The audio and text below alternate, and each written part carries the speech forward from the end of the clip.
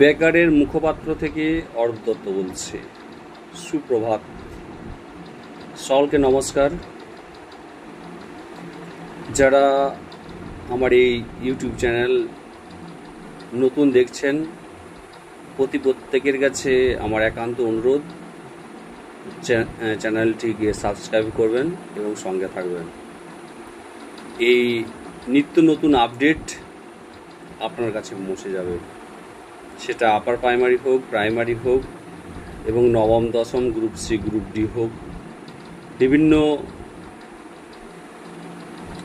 আইনের যে ভিতরের খবর, সে ভিতরের খবর আপনি সবার আগে পেয়ে যাবেন।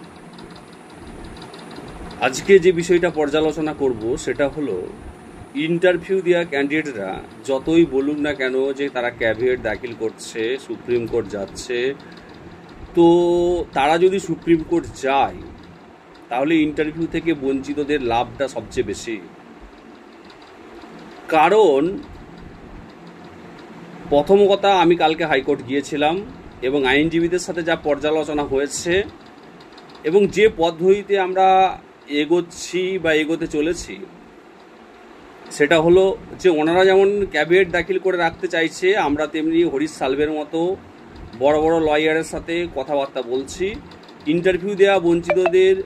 ইন্টারভিউ না দেওয়া বঞ্চিতদের বলবো, আপনারা একজোট হয়ে থাকুন, আমরা কিস্তি মাত করব। দুটো তিনটে পয়েন্ট যেটা বলছি আপনাদের সবাই শুনে রাখুন, যে ফিউচার ভ্যাকেন্সি যেমন দেওয়া সম্ভব নয় বা চাওয়া সম্ভব না, তেমন কলকাতা গেজেটের 8(3)B রুলস কমিশন অমান্য করতে পারে না।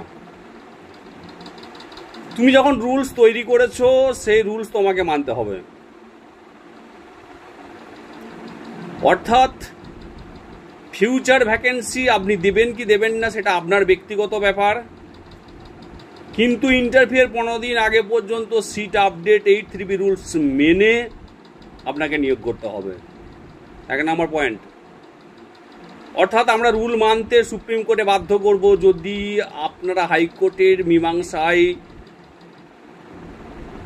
সন্তুষ্ট না হয়ে সুপ্রিম কোর্ট যান, তাহলে লাভ আমাদের, যে আমরা রুলস মানতে বাধ্য করব। 2 নাম্বার, পুনর্মূল্যায়ন। কিছু জনকে আপনারা বলছেন এরা বাতিল, পরে আবার বলছেন এরা ঠিক আছে। কতজনের পুনর্মূল্যায়ন করেছেন? 2 লক্ষ ছেলে যারা এই টেট পরীক্ষা দিয়েছিলেন, যারা পিটিশনার, তাদের সকলের পুনর্মূল্যায়ন করেছেন।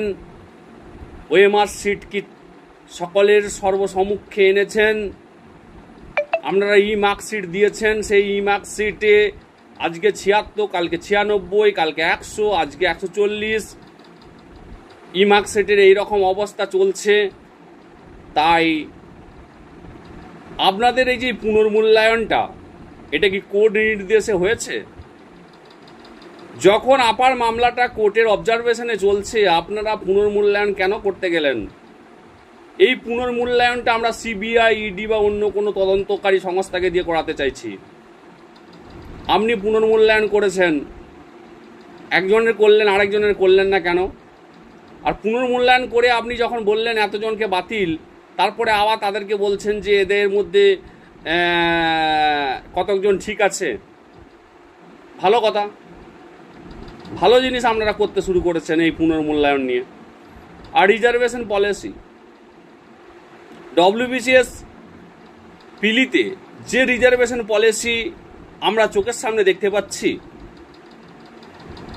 সেই রিজার্ভেশন পলিসি অনুযায়ী দেখা যাচ্ছে general, OBC A, OBC B, SC ST, এদের যে হায়েস্ট কাট অফ সেটা প্রত্যেকের সমান। আপনারা মেরিট অনুযায়ী নিয়োগ করার কথা বলছেন। আপনারা বলছেন ইউআর মানে আনরিজার্ভ, সেখানে এসসি এসটি জেনারেল সবাই থাকবে। ভালো কথা, তাহলে মশাই একটা প্রশ্নের উত্তর দিন, আপারের ইন্টারভিউ যখন নিলেন তখন যে ভ্যাকেন্সি যে আপডেট করার কথা বললেন, যখন আপনি লিস্ট প্রকাশ করলেন তখন আপনি আনরিজার্ভ ক্যান্ডিডেট বললেন না, তখন আপনি বললেন জেনারেল, এসসি, এসটি, ওবিসির কথা বললেন। তো জেনারেলটা যদি আনরিজার্ভ হয় তাহলে তো মহা মুশকিল। জেনারেল তো একটা ক্যাটাগরি, সেখানে কেন এসসি এসটি থাকবে? তাদেরকে কেন বঞ্চনা করা হবে?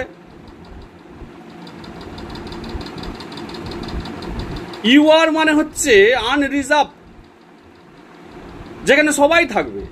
তাহলে আপনি যখন ইন্টারভিউয়ের লিস্ট প্রকাশ করলেন তখন সেখানে ইউআর না লিখে জেনারেল কেন লিখলেন?